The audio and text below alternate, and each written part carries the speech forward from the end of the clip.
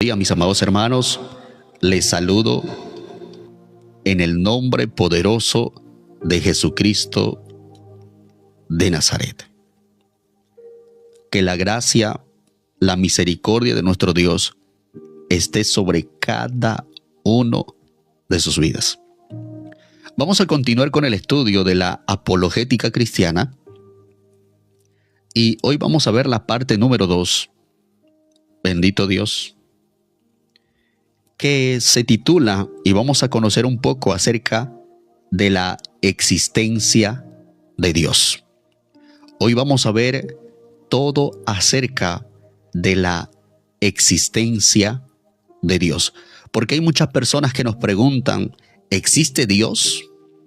¿Cómo yo sé que existe Dios? ¿Cómo yo sé que hay un Dios? Entonces, recuerde que la apologética significa defensa, defender. Pero hay que defender bajo una doctrina, bajo un fundamento. Entonces, dentro de esta apologética cristiana, vamos a ver hoy día la existencia de Dios. Bendito es el Señor. Vamos a empezar. Que el Señor bendiga su palabra de una manera poderosa, de una manera gloriosa. Vamos al libro de Salmos. Vamos a la palabra. Libro de Salmos, capítulo 14, versículo número 1. Libro de Salmos, capítulo 14, versículo 1. Vamos a la palabra de Dios. Mire lo que dice la palabra. Libro de Salmos, capítulo 14, versículo número 1. Mire lo que dice la Biblia. Bendito Dios. Dice la palabra. Dice el necio en su corazón, no hay Dios. Se han corrompido, hacen obras abominables. No hay quien haga el bien. Oiga eso. Dice el necio en su corazón, no hay Dios. Se han corrompido, hacen obras abominables y no hay quien haga el bien. Mis amados hermanos, a pesar de que la Biblia nos declara que solamente un necio podría negar la existencia de Dios, la realidad, mi amado hermano, es que siempre, por ejemplo, encontraremos personas que niegan, que rechazan la existencia de Dios. Y justamente la apologética cristiana, lo principal o el objetivo principal de la apologética cristiana es decir, defender nuestra fe.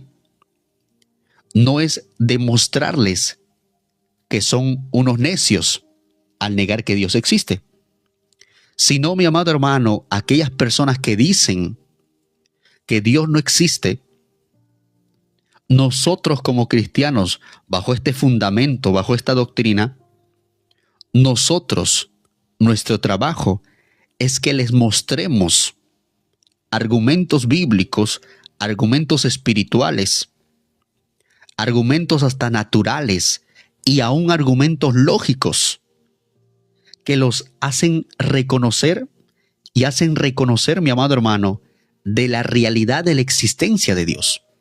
¿Por qué? Porque la naturaleza que nosotros observamos habla de Dios. Aún la ciencia habla de Dios. Aún las cosas espirituales hablan de Dios. Prácticamente en todas las atmósferas encontramos a Dios. Entonces, ahora, para que nosotros demostremos la existencia de Dios en esas condiciones o en esas áreas, es necesario, mi amado hermano, que nosotros sepamos el fundamento, tengamos el conocimiento, porque sin el conocimiento es imposible de poder demostrarlo de poder argumentar lo que nosotros estamos hablando. Entonces, primeramente, por ejemplo, tenemos que comprender qué tipo de personas son los que niegan la existencia de Dios. Por ejemplo, mi amado hermano, tenemos que comprender conceptos muy importantes acerca de este grupo de personas. Por ejemplo, el ateísmo, aún el agnosticismo. Recordemos que el agnosticismo es una parte del grupo de personas que también niegan mucho la existencia de Dios, así como el ateísmo. Por ejemplo, el ateo es una persona que niega completamente la existencia de Dios. Y un agnóstico es alguien, mi amado hermano, que afirma que no hay suficientes pruebas para comprobar la existencia de Dios. Recordemos que existe un ateo y un agnóstico. El ateo dice que no existe un Dios. Y el agnóstico, o ese tipo de personas, dice que no hay pruebas suficientes para comprobar la existencia de Dios. Son dos grupos de personas que nosotros encontraremos sobre la faz de esta tierra para consecuencia de la existencia de Dios. Entonces, nosotros como cristianos genuinos, no simplemente le diremos sí, ya, bueno, cree en lo que te parece. No. Nosotros como cristianos, o de acuerdo a la apologética cristiana, justamente nos prepara para que nosotros con fundamentos bíblicos y argumentos bíblicos podamos mostrarle esa gran verdad. Nosotros simplemente no podemos negarle o darle su razón o darle su parte. Si está en nuestro conocimiento y nuestra posibilidad de hacerlo, vamos a defender nuestra gran verdad de la existencia de Dios. Recordemos que estas dos personas prácticamente están llenos de dudas. Estamos llenos de dudas. El ateo, el agnóstico, están llenos de dudas. Hasta podríamos decir que están confundidos. Es decir, que son personas llenas de dudas, que no creen en Dios, pero tampoco lo niegan. El tipo de personas agnósticas. Y seguramente, mi amado hermano, en nuestro caminar, por ejemplo, en la vida cristiana, vamos a encontrar muchas personas, en este caso, agnósticas. Porque cuando se predica la palabra de Dios en las calles, frecuentemente, la gran mayoría cree en Dios, pero no afirma su existencia. Y es una de las razones por las que ni siquiera van a una denominación o no quieren pertenecer a una religión, entre comillas. Entonces, en nuestro caminar cristiano, vamos a encontrarnos con mucho más frecuencia con personas agnósticas que con ateos. Encontrarse con ateos no va a ser frecuente, pero con personas agnósticas va a ser constante. Entonces, mi amado hermano, la palabra de Dios nos muestra, por ejemplo, que negar al Señor, ya sea rechazando su salvación o negando su existencia, traerá como consecuencia condenación eterna. Recuerde que negar la existencia de Dios o rechazar la salvación del Señor trae una condenación eterna para esa persona. Mire lo que dice la palabra, el libro de Mateo, capítulo 10, verso 33. Observemos este fundamento. Mire, no es simplemente dejarlos como están pensando. No. Nosotros como cristianos es muy importante que los rescatemos, que lo ayudemos de esa situación que se encuentran. Y muchas veces no pueden ayudarlos. ¿Por qué? Porque simplemente no tienen la capacidad y el conocimiento suficiente. Entonces, mire lo que dice la Biblia en el libro de Mateo, capítulo 10, verso 33. Mire lo que dice la palabra.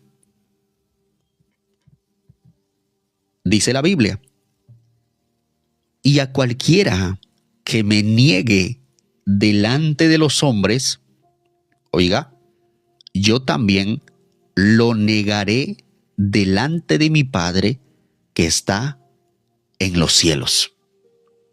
Oiga eso. Negar la existencia de Dios, negar a Jesucristo, mi amado hermano, tiene como consecuencia una condenación eterna. Quiere decir que una persona que dice yo no creo en Dios está en un peligro grave, está en un peligro profundo. Y si nosotros observamos ese gran peligro, ¿cómo no poderlos ayudar? Es decir, que nuestra misión como cristianos, mi amado hermano, no es solamente presentar los argumentos de la existencia de Dios, sino también presentarles el evangelio de nuestro Señor Jesucristo. Y ese es nuestro trabajo. Así que en este día, mi amado hermano, veremos los argumentos apologéticos de la existencia de Dios y vamos a tomar como base los argumentos que los ateos y el grupo de agnósticos utilizan para negar la existencia del Señor. ¿Cuántos están listos para eso? Por ejemplo, el primer argumento que ellos utilizan y dicen: no se puede afirmar la existencia de un Dios que nunca nadie ha visto. ¿Usted ha oído escuchar eso? El primer argumento que ellos utilizan, mi amado hermano, es eso. El primer argumento que ellos dicen es lo siguiente: no se puede afirmar la existencia de un Dios que nunca nadie ha visto. Bendito Dios. Y sabe, esta afirmación, mi amado hermano, no es solamente de los ateos. Esta es una afirmación que la Biblia nos da, mi amado hermano. Mire lo que dice la palabra. Mire lo que dice la bendita palabra de nuestro Dios. Vamos al libro de Primera de Juan. Vamos a la palabra. Mire. Mira lo que dice. Primera de Juan. Capítulo 4, verso 12. Vamos a ver lo que dice. Primera de Juan. Bendito Dios. Capítulo 4, versículo 12. Vamos a ver lo que dice la bendita palabra de nuestro Dios. Primera de Juan, capítulo 4, versículo 12. Vamos a ver lo que dice la Biblia. Bendito Dios. Dice: nadie ha visto jamás a Dios. Oiga, mire esa verdad. Nadie ha visto jamás a Dios. Si nos amamos unos a otros, Dios permanece en nosotros y su amor se ha perfeccionado en nosotros. Entonces, la palabra de Dios, mi amado hermano, también lo declara: a Dios nadie le ha visto. Presta atención. Pero a pesar de eso, mi amado hermano, la Biblia da por hecho que Dios existe, aunque nadie le haya visto. Bendito Dios. Teóricamente podemos comprender que a Dios nadie le ha visto, porque sabemos que el que a Dios mira verdaderamente muere. Todo aquel que mira literariamente a Dios muere. No puede estar en pie. Es por eso que la palabra también detalla en Primera de Juan capítulo 4 verso 12: nadie ha visto jamás a Dios. Si nos amamos unos a otros, Dios permanece en nosotros y su amor se ha perfeccionado en nosotros. Entonces la palabra de Dios también está declarando que a Dios nadie le ha visto. Pero a pesar de eso, la Biblia da hechos que Dios existe, aunque nadie le haya visto. Por ejemplo, Génesis 1:1, ¿qué fundamenta? Vamos a ver qué dice Génesis capítulo 1, versículo 1. ¿Qué fundamenta Génesis capítulo 1, versículo 1? Vamos a ver lo que dice. Esto se va a poner bueno, bonito, precioso. Mire, ¿qué dice la Biblia? Génesis capítulo 1, versículo 1. ¿Qué dice esta bendita palabra? La Biblia dice: en el principio creó Dios los cielos y la tierra. Oiga eso. En el principio creó Dios los cielos y la tierra. Entonces, ¿por qué la Biblia, mi amado hermano, afirma la existencia de Dios si nadie lo ha visto jamás? ¿Por qué la Biblia, mi amado hermano, afirma la existencia de Dios si nadie la ha visto jamás? Bien, primeramente, mi amado hermano, tenemos que reconocer que muchísimas cosas que los seres humanos damos por hecho y existen y son reales, nunca los hemos visto. Voy otra vez. Primeramente, mi amado hermano, tenemos que reconocer que muchas cosas que los seres humanos damos por hechos que existen y que son reales, nunca los hemos visto. Como por ejemplo, ¿usted sabe que existe el oxígeno? ¿Usted sabe que existe el oxígeno? ¿Alguien puede decirme si sabe o no sabe? ¿Y alguien ha visto el oxígeno? ¿Alguien puede ver el oxígeno? Nadie puede ver al oxígeno, pero sí sabemos que existe. Por ejemplo, el amor. ¿Alguien ha visto al amor? Nadie ha visto al amor. Por más que usted diga, hermano, te presento al amor de mi vida, y aparece tu esposo, tu esposa, verdaderamente, exactamente ese no es el amor, ¿cierto? Entonces nadie ha visto al amor, pero sabemos que existe. El odio, por ejemplo. El odio. ¿Alguien ha visto el odio? Nadie ha visto el odio, pero sí sabemos que existe. Por ejemplo, la tristeza. ¿Alguien ha visto la tristeza? Nadie ha visto la tristeza, pero sabemos que existe. Entonces, hay muchísimas cosas, mi amado hermano, que los seres humanos damos por hecho que existen y que son reales, pero nunca los hemos visto. Nunca los hemos observado.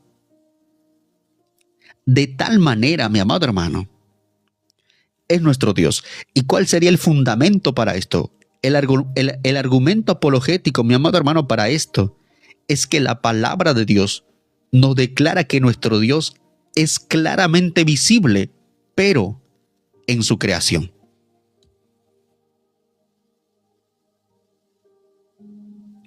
Si alguien quiere ver a Dios, tiene que verlo a través de su creación. Por ejemplo, mire lo que dice el libro de Salmos. Mire lo que dice Salmos capítulo 19, versículo 1. Vamos a la palabra. Libro de Salmos capítulo 19, versículo número 1. Vamos a ver lo que dice. Esto está poderoso. Esto se va a poner muy bueno. Bendito Dios. Ve lo que dice libro de Salmos capítulo 19, versículo número 1. Salmos 19, verso 1. Mire lo que dice. Mire esta bendita palabra. Que dice la Biblia: los cielos cuentan la gloria de Dios. Oiga esto. Y el firmamento anuncia la obra de sus manos. Oiga, la palabra de Dios nos declara que nuestro Dios es claramente visible en su creación. Por ejemplo, los cielos cuentan la gloria de Dios y el firmamento anuncia la obra de sus manos. Bendito Dios. ¿Cuántos ven la gloria de Dios? ¿Cuántos ven la gloria del Señor? ¿Alguien en esta mañana ha visto la gloria de Dios? Todos dicen, Señor, yo quiero ver tu gloria. Dios diciendo, mira los cielos, porque los cielos cuentan la gloria de nuestro Dios. Señor, yo quiero ver tu poder. Ahí está, la creación cuenta el poder de Dios, la gloria de Dios. Bendito Dios. Él es glorioso, Él es poderoso. Quiere decir que la creación habla de Dios. Dice que Dios existe. Otro fundamento, dice la Biblia en el libro de Romanos, capítulo 1, versículo 20. Mire lo que dice la palabra. Libro de Romanos, capítulo 1, versículo 20. Mire lo que dice. Dios mío, esto es precioso. Mire lo que dice Romanos, capítulo 1, versículo 20. Dice, porque las cosas invisibles de Él, su eterno poder y deidad, se hacen claramente visibles desde la creación del mundo. ¡Wow! Siendo entendidas por medio de las cosas hechas, de modo que no tiene excusas. Voy otra vez con esta lectura porque esto está potente. Porque las cosas invisibles de Él, su eterno poder y deidad, se hacen claramente visibles desde la creación del mundo. Entonces, su poder invisible, su gloria invisible, nosotros podemos observarlo en la creación misma. En la creación de nuestro Dios. Se manifiestan con hechos y verdades en la creación de nuestro Dios. Por lo tanto, mi amado hermano, nadie puede negar la existencia de Dios, poniendo como argumento o como excusa que nadie lo ha visto. Bien, ¿me entiende? Nadie puede decir que no existe un Dios todopoderoso, indicando o poniendo la excusa que nunca nadie lo ha visto. ¿Por qué? Porque nosotros podemos ver a Dios claramente en la creación. Podemos ver en los cielos, en la creación de la tierra, en el fundamento de la tierra. Bendito Dios. Por ejemplo, claro está, muchos científicos,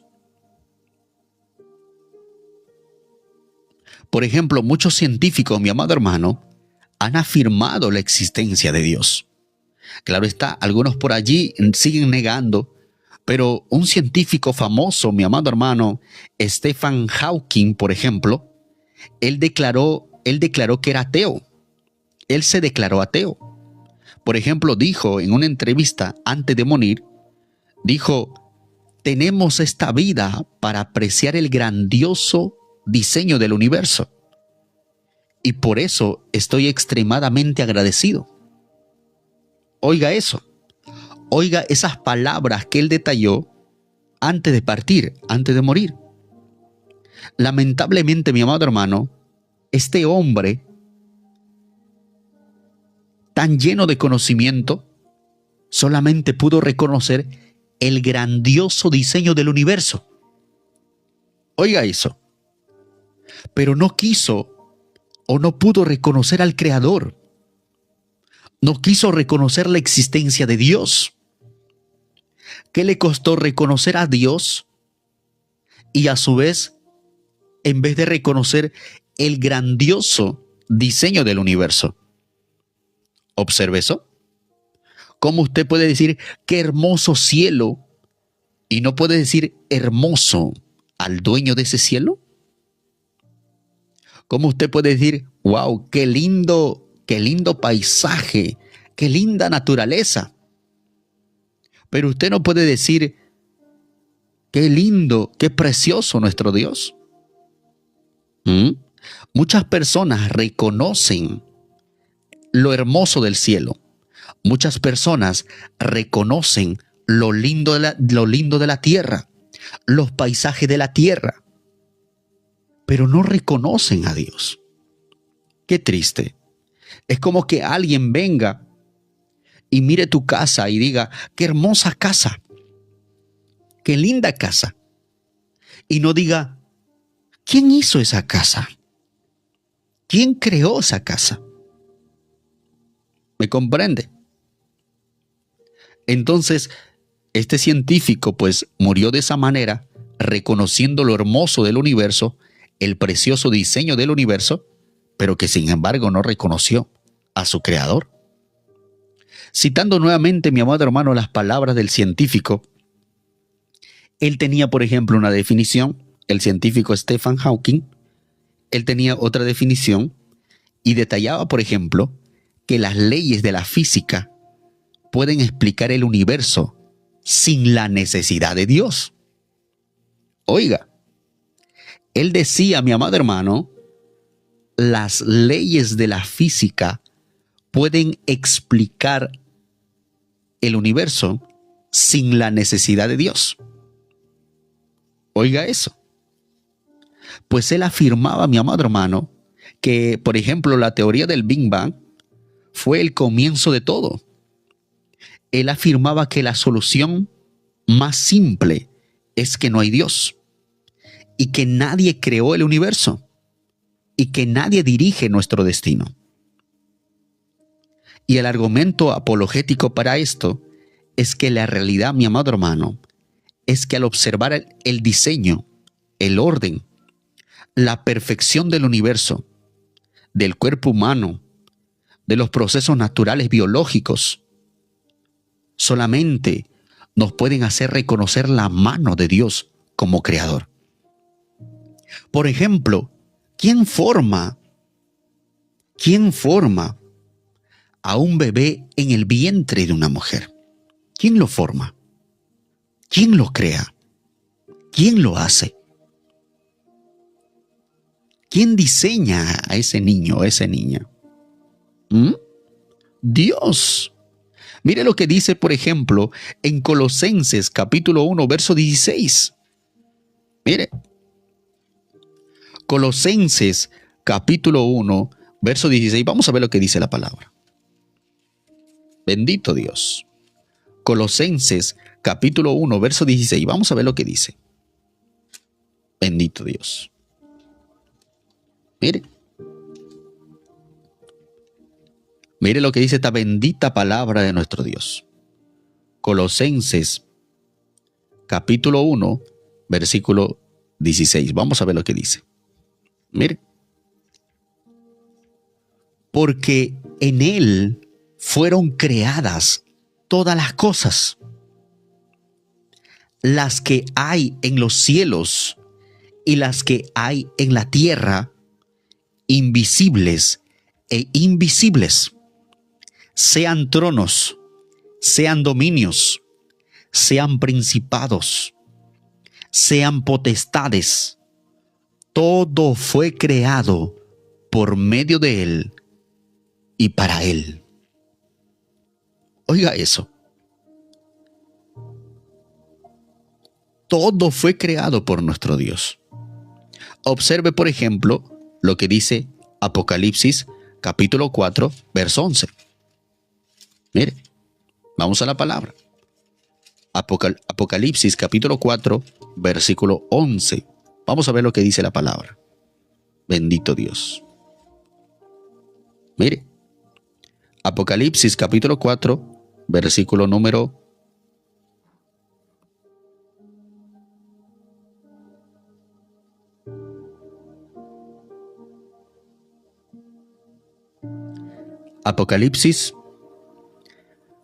4, versículo 11. Mire lo que dice la palabra. Señor, digno eres de recibir la gloria y la honra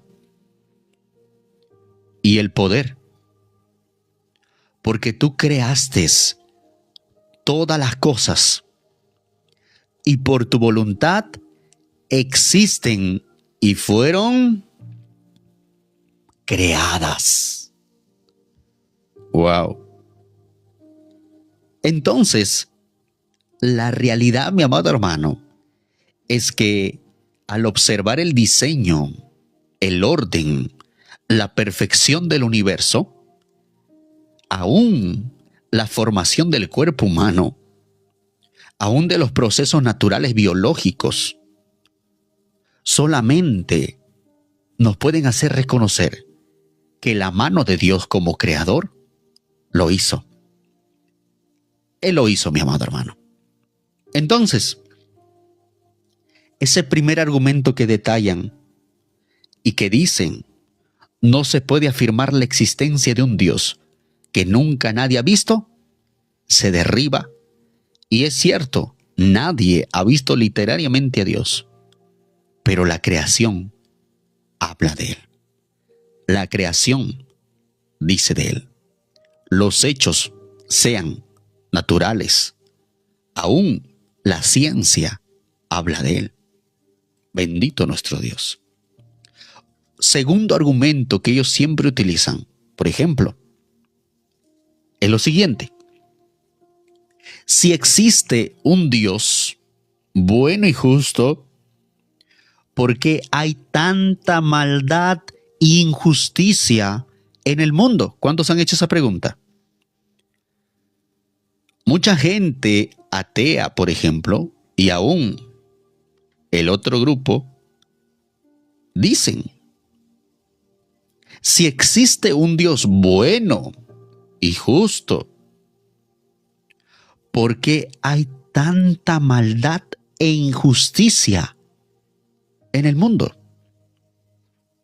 La gran mayoría de personas se pregunta eso porque carece de la apologética cristiana.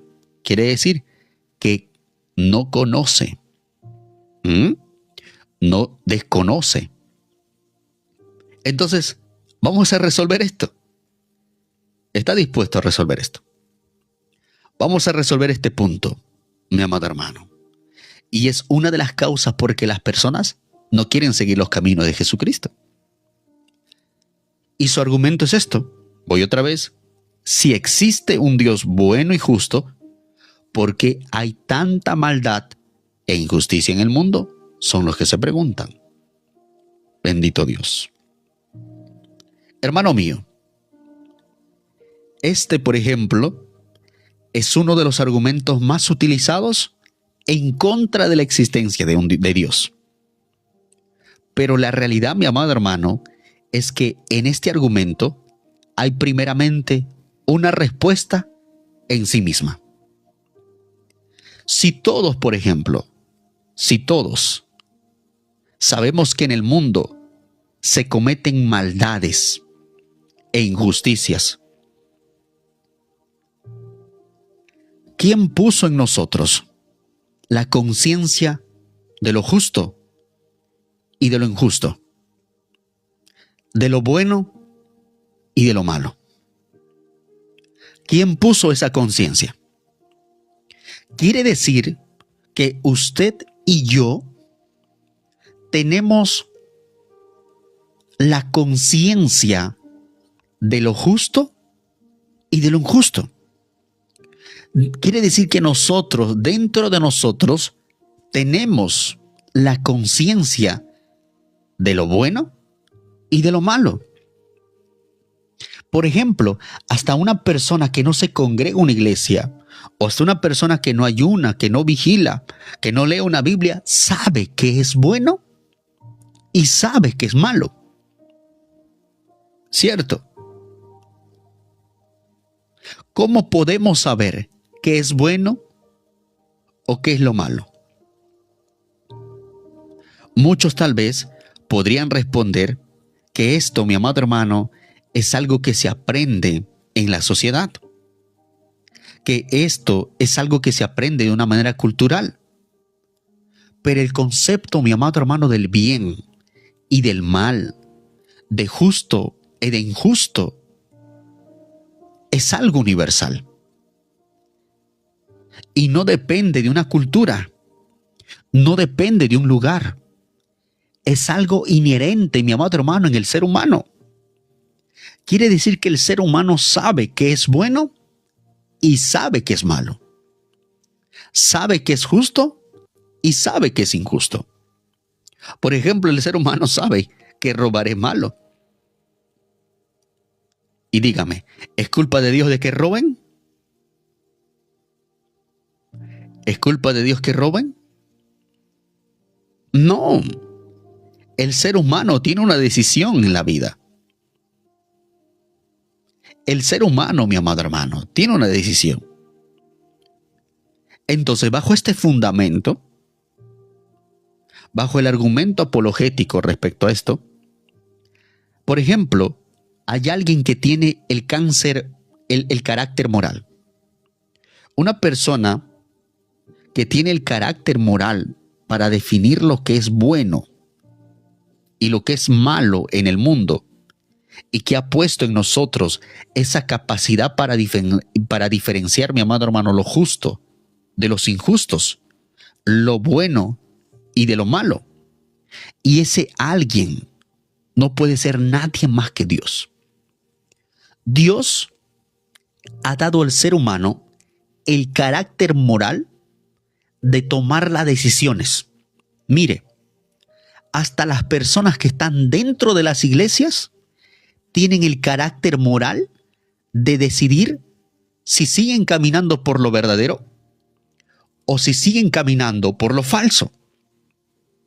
Por ejemplo, el hermano Emerson puede decidir ahorita si se va y se busca una chica y se acuesta con ella. Como que también puede decidir si ahora mismo termino este live, yo me voy y me pongo en oración. ¿Quién tiene ese libre albedrío de hacer lo correcto, de hacer lo genuino, de hacer lo verdadero? La propia persona. La propia persona tiene un libre albedrío. Quiere decir que el Señor ha puesto dentro de nuestras vidas ese carácter moral para nosotros decidir lo bueno o lo malo, lo justo y lo injusto. Eso te corresponde a ti. Eso te pertenece a ti. Tú decides, mi amado hermano. Dios ha dado esa autoridad a las personas de decidir. Usted decide. Usted toma una decisión. Bendito Dios. Entonces, el Señor ha dado ese carácter moral, mi amado hermano. Recuerde que Dios nos ha dado un libre albedrío a todo ser humano. Mire lo que dice el libro de Romanos, capítulo 2, versículo 14 al verso 15. Vamos a la palabra. Libro de Romanos, bendito Dios, santo Dios.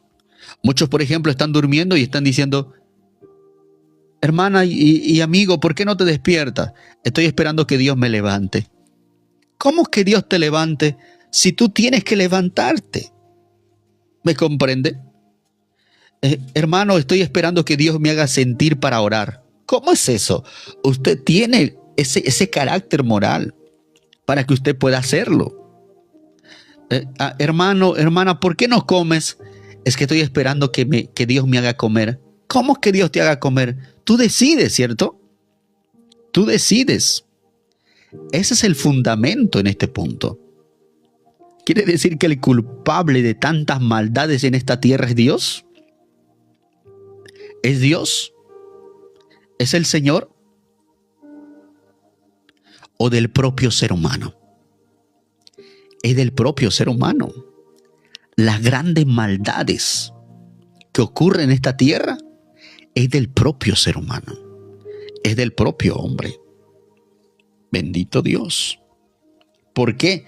Porque el ser humano tiene la capacidad de decidir lo bueno o lo recto,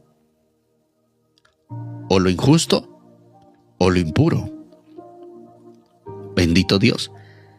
Mire lo que dice Romanos capítulo 2, verso 14 y verso 15. Mire lo que dice la palabra bendita del Señor. Dice la Biblia. Porque cuando los gentiles que no tienen ley, oiga, gentiles que no tienen ley se refiere a un inconverso.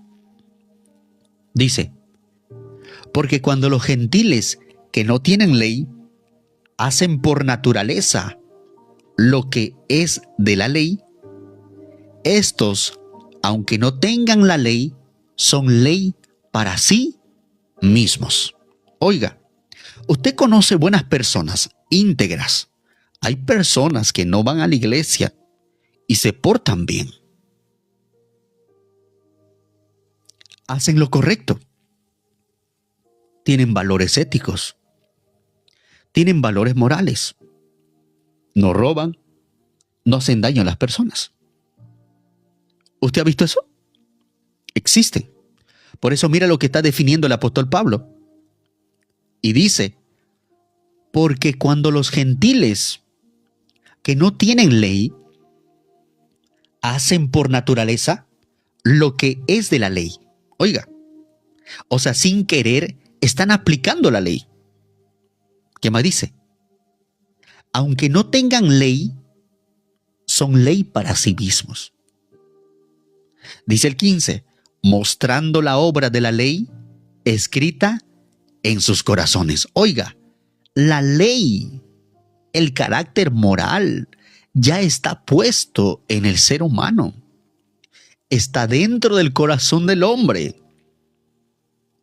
El hombre sabe que tiene que honrar a su padre y a su madre. El hombre sabe que no tiene que abandonar a su padre y a su madre. Y sabe que cuando ya tiene esposa tiene que salir de casa. Ya lo sabe. ¿Por qué? Porque ahora la ley de Dios está traspuesto sobre nuestros corazones. Esa es la conciencia. Por eso dice, mostrando la obra de la ley escrita en sus corazones, dando testimonio su conciencia y acusándoles, dice más, o defendiéndoles, ¿qué más dice? Sus razonamientos. ¿Quién nos acusa cuando hacemos lo malo?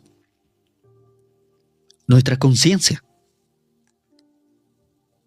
¿Quién nos defiende cuando hacemos lo bueno? Nuestra conciencia. Usted tiene una conciencia. Mire, usted tiene una conciencia. Y cuando tú haces lo malo, tu conciencia te acusa. Ese es el carácter moral que Dios ha puesto dentro de toda persona. No quiere decir que usted nomás tiene conciencia y la persona inconversa, no. Toda clase de personas sobre la tierra tiene conciencia. Todos. Nadie puede decir, yo no tengo conciencia. Bendito Dios. Entonces, la maldad de los hombres, mi amado hermano, la injusticia, las injusticias de los hombres, no demuestran que Dios no existe. Lo que demuestra es la necesidad de conocer a Dios verdaderamente. Lo que demuestra la maldad del ser humano es que verdaderamente necesita de Dios. Mi amado hermano, lo único que la maldad del ser humano manifiesta es que el ser humano necesita de Dios.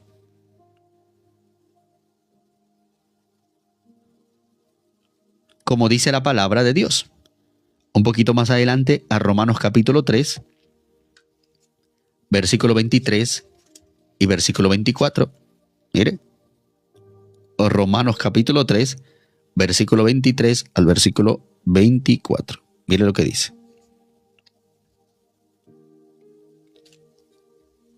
Ahí está.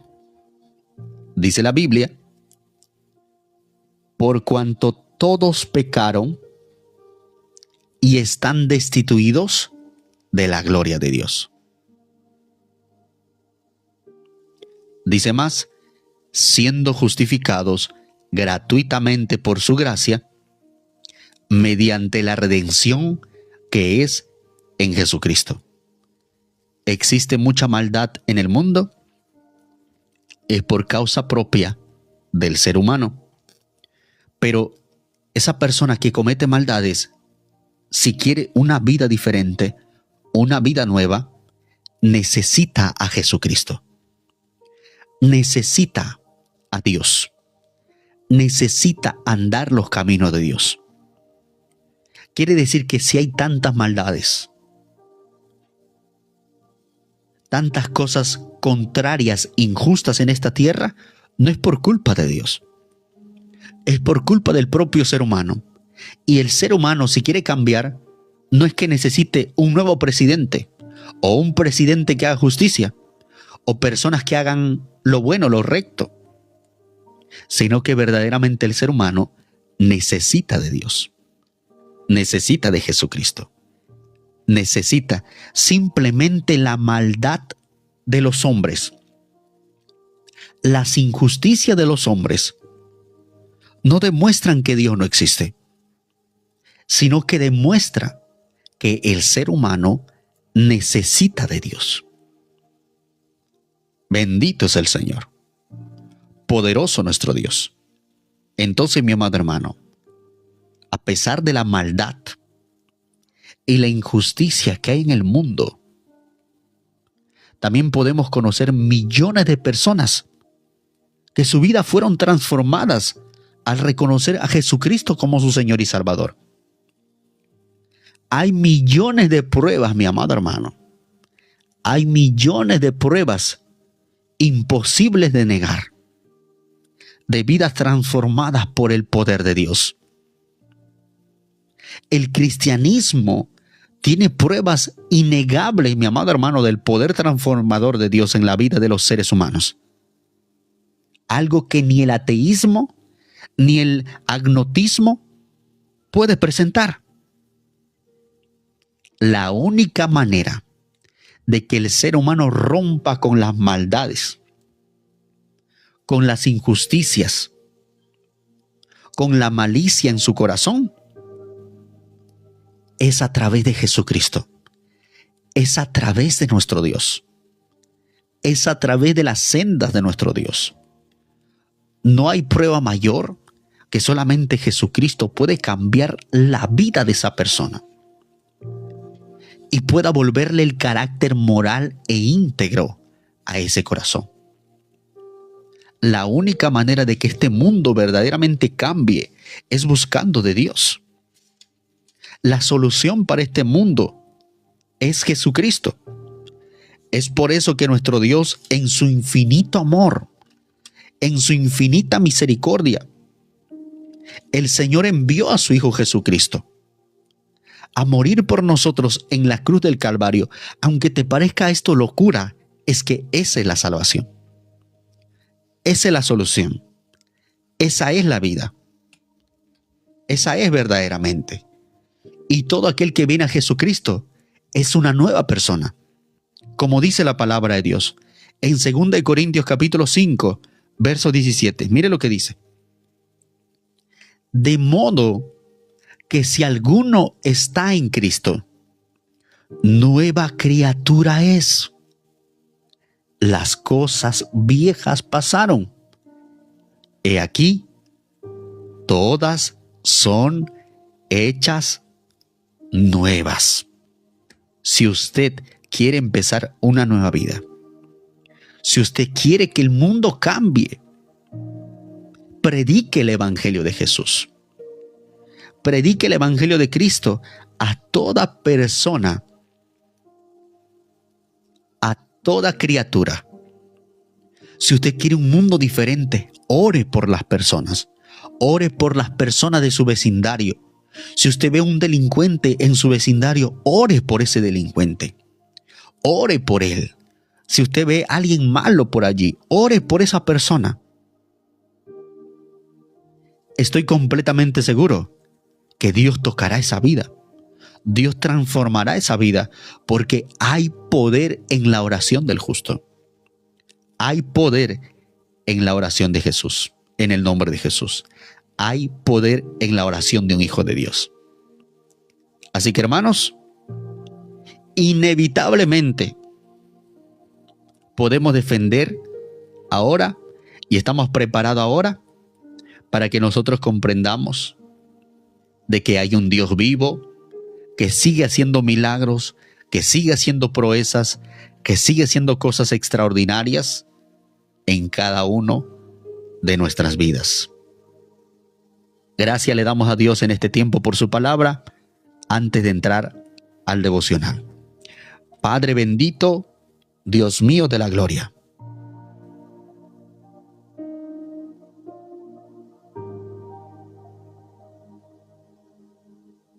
Gracias te damos, oh Dios, con todo nuestro corazón. Gracias, Padre, porque tu voluntad es buena, es perfecta y es agradable. Gracias, Señor. Gracias. Muchísimas gracias por bendecir este tiempo, por tu palabra. Te pedimos que sigas obrando sobre nosotros, sigue trabajando en nuestras vidas, sigue obrando con poder sobre cada uno de nosotros. Maravilloso Dios.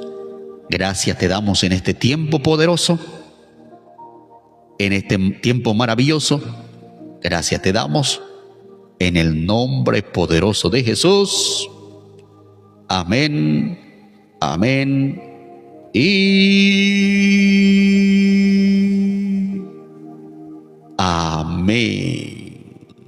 Y toda la gloria, toda la honra, sea al Padre, sea al Hijo, sea al Espíritu Santo. Gloria a Dios, gloria a Dios, gloria.